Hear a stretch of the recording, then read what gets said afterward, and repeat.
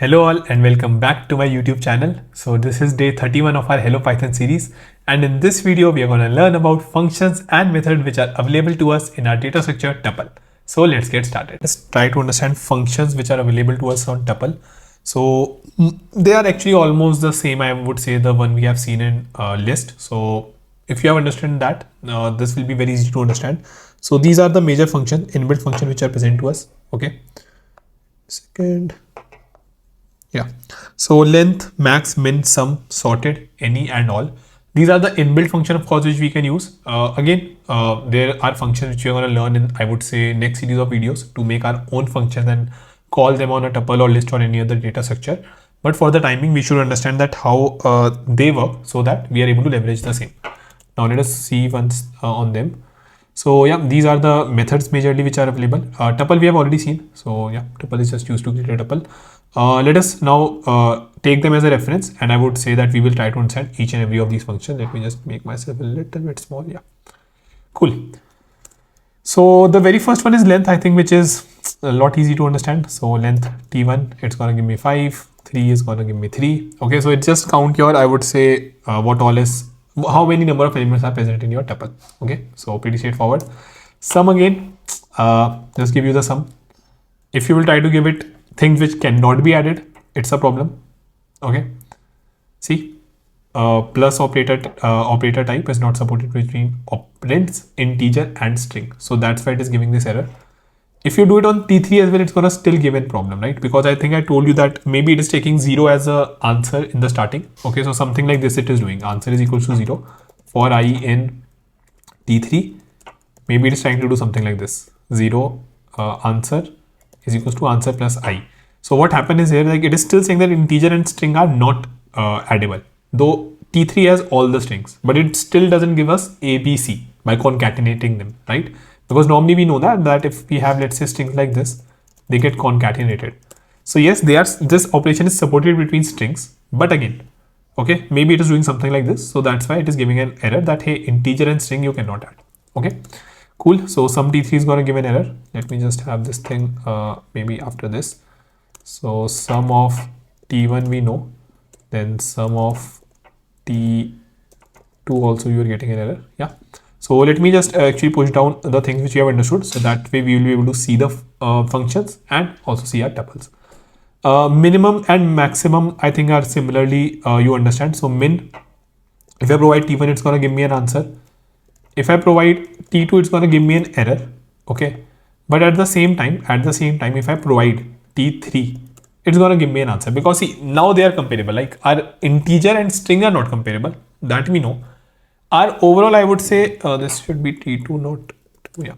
So our string and integer are not comparable, but string and string, integer and integer, integer and float, they are comparable. So that's why we are getting the answer in the, I would say, T3 and T1. But for T2, we know, and we have already seen that we are going to get an error.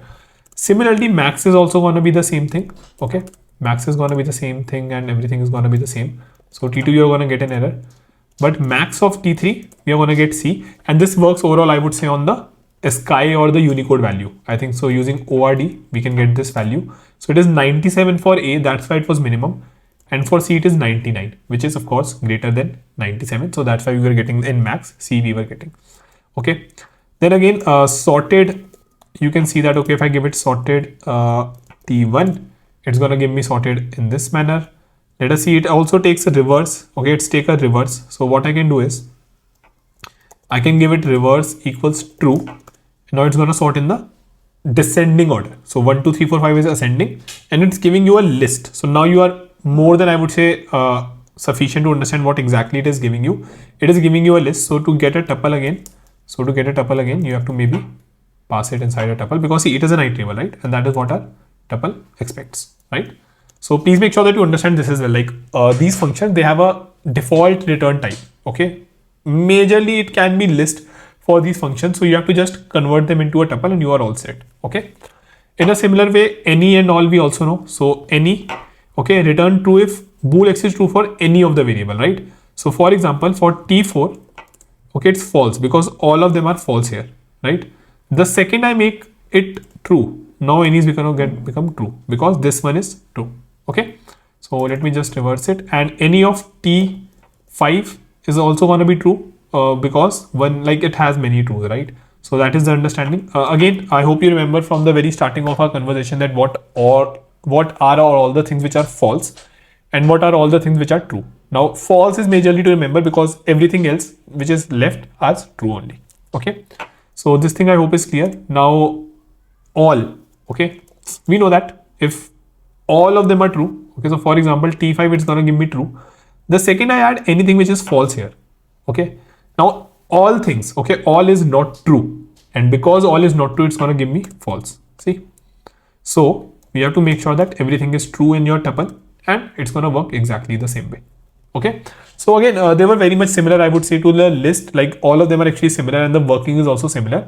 It's just that the characteristic of tuple that it is not basically, you cannot mutate or add into anything into that, right? So that is just a major difference. But as everything else is same to I would say list, all the other things are gonna be same to a list. So now let us move forward, everyone. Now let us move forward and see for methods, right? Methods again are very easy to understand. Let us go back and see.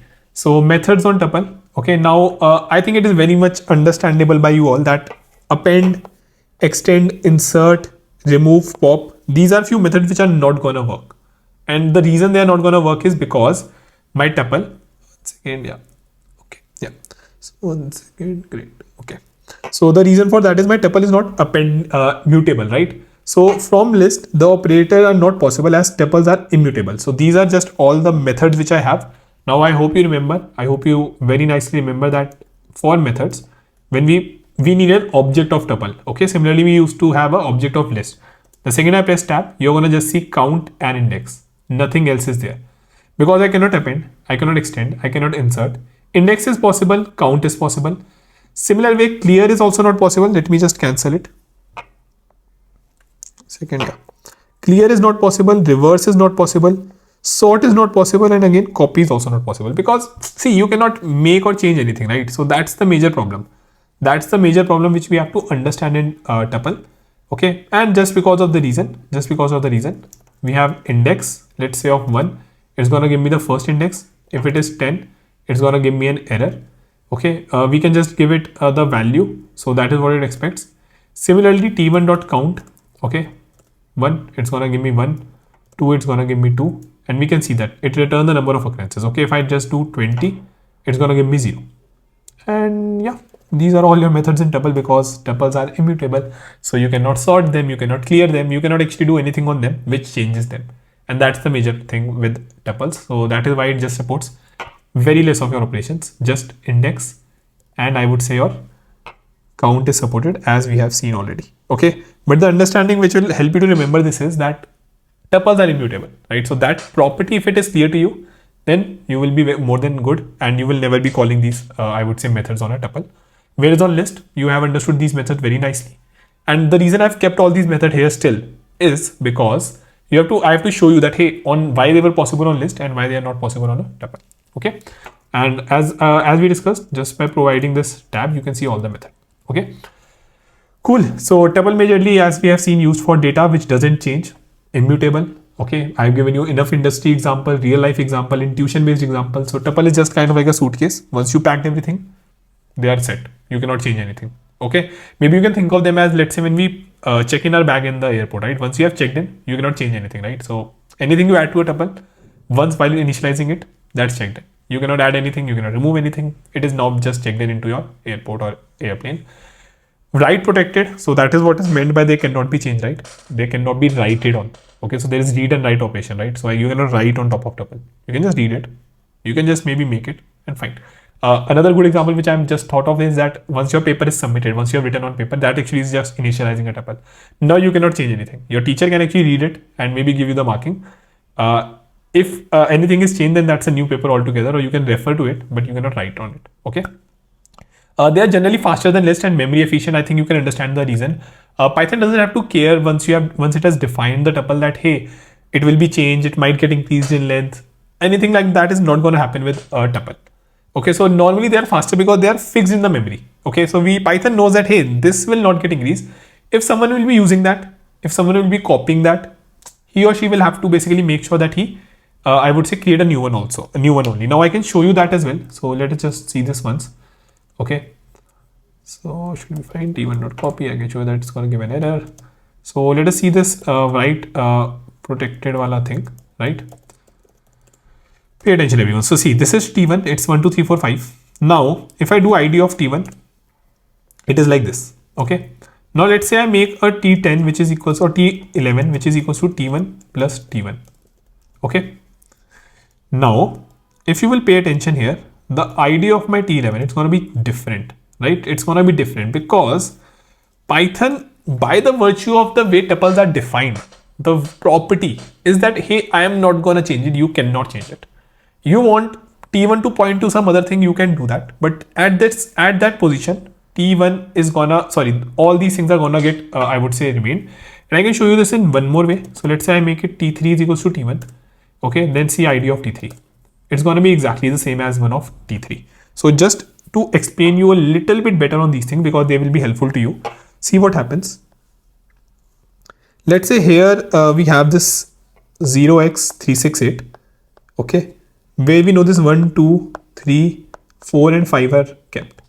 Now, when I do t1 plus t1, what happens is that a new memory is created. A new memory is created and you will see this memory as something like this. Okay, so this is t11, 0x456. Now, here is where I would say reference to these things are kept. Reference to these things are kept. Like we know that, okay, one reference will be kept, two reference will be kept. But it is not defined at a different position. It is not. So let's say if t1 is pointing here, it will not going to change this. Okay, it will be there only and you cannot add anything to it. Rather, if you ask, hey t1, can you be t1 plus t1? Like say if we were saving in t1, I would say sum of anything which we are changing. So let's say if I'm making this in t1 only, not in t11, this connection will break and we are now gonna basically call on this thing. Okay, so I can show you this a little bit more nicely because I want to make sure that you understand this thing with the virtue of, I would say, this understanding totally. So if I make it, let's say t3 is equals to t1, and if I make t4 like this, and t1, let's say I make t1 into 3. Now pay attention what's going to happen, everyone. First I create a t1, which you all can see. Let me just make it zoom in a little. Yeah, cool. So first I make a t1, which is basically pointing here. Now see this point, right? This is very important. Next I create t3, which is again pointing here. I make t4, this is pointing to some other direction, this is pointing to some other direction. And when I make t1 is equals to t1 into 3, this connection is gonna break. Pay attention everywhere. See, this connection got broke and now it is pushing to this new one. Okay, so I hope this thing is clear. Now each and every reference to this one is gonna of course be the same, but this is something which I need to show you, that how this reference is gonna get break and you're gonna get a new reference for t1, but t3 is still pointing here. So we are all good, but nothing changes here and you cannot append, you cannot extend, you cannot clear, you cannot even clear it. Okay, so that memory is fixed.